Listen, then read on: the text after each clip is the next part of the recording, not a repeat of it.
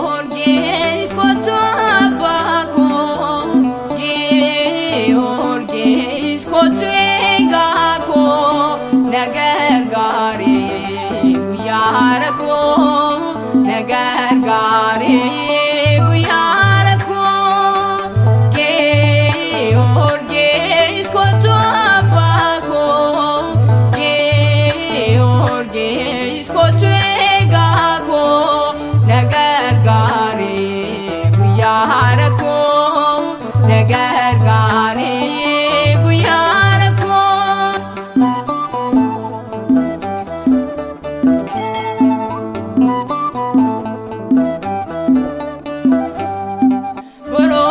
Borooksawitee natkaan gargaartee dabeen amantii kan nu barsiistee waaqa uumaa keef kan amanamtee gonfoo ulfinaa dibadhaafamtee kee horgee iskootu abbaa koo kee horgee iskootu eegaa koo nagargaare guyyaa rakkoo nagargaare guyyaa rakkoo.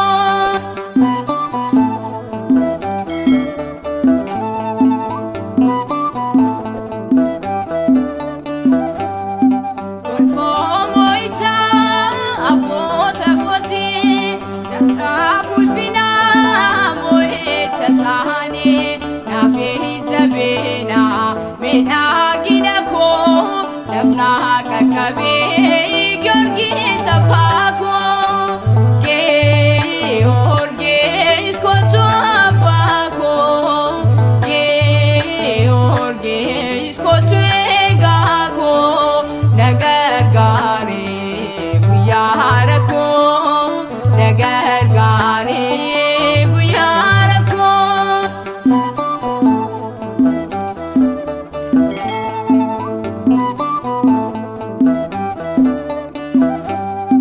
Daandii fayyinaa sanaa hordoftee gonfoo ulfinaa ni badhaafamtee baburaan daakamtu summiisiif laatamee dabeen amantee sirraa wal qabnee kee horgee iskootu abbaa koo kee horgee iskootu eegaa koo nagargaare guyyaa rakkoo nagargaare guyyaa rakkoo.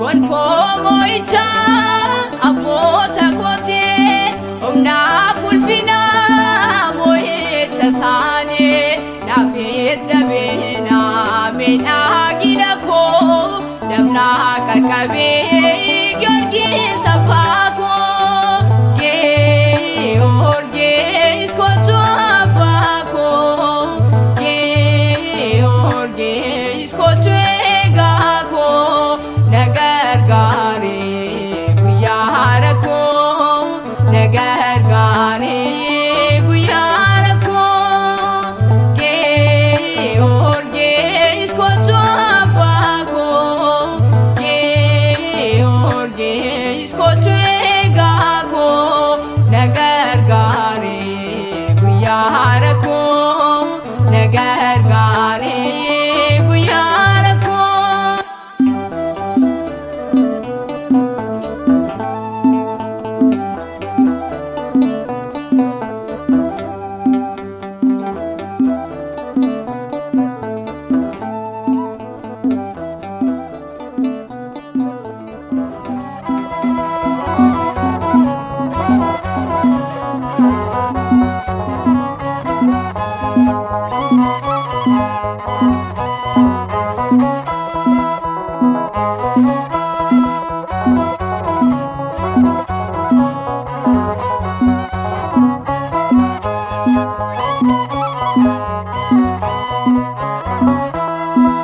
Wareegama Giyoorgis dursaa dhugumoota abdii godhachuun warri cubbamoota nuuf kadhadhu jenna Waaqa qulqulloota.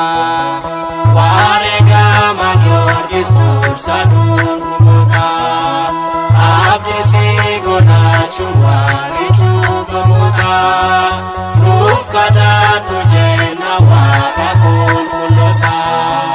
Wareegama Giyoorgis tursa dhugumota abdisi godhachuun warri cubbamota nuuf kadhadhu jenna Waaqa qulqullota. Wareegama Giyoorgis tursa dhugumota abdisi godhachuun warri cubbamota nuuf kadhadhu jenna Waaqa qulqullota. Al-sadii kan duute al-sadiis kan kaate Waaqa keetiif jette ofii kee oblate dhiigni kees lolaa'e fooniinis jette kanan dhuma moote kabajaa argatte. Wareegama Giyoorgis tursa dhugumota abdisi godhachuun warri cubbamota nuuf kadhadhu jenna Waaqa qulqullota. Mo'ayyettis tumanii qilleensaaf kennanii haaduus jedhanii irrat mari'atanii furmaata dhabanii achumaan badanii kana moo'ee darbe humna Waaqayyooni. Wareegama Giyoorgis tursa dhugumota abdisi godhachuun warri cubbamota nuuf kadhadhu jenna Waaqa qulqullota. Nuun maaliif rakkanna maalumaaf yaaddomna amantiif jabaanne diina keenya moona humne akka namneef Waaqayyoon kadhanna ulfinaan dhaabbanne mootummaas arganna. Wareegama Giyoorgis tursa dhugumota abdisi godhachuun warri cubbamota nuuf kadhadhu jenna Waaqa qulqullota. Qulqulloota keessaa gidiraa simate Giyoorgis Waaqarraa ulfina argate humna Waaqayyootiin seexanarra hojjete gonfoo qulqullina saamirraa argate. Wareegama Giyoorgis tursa dhugumota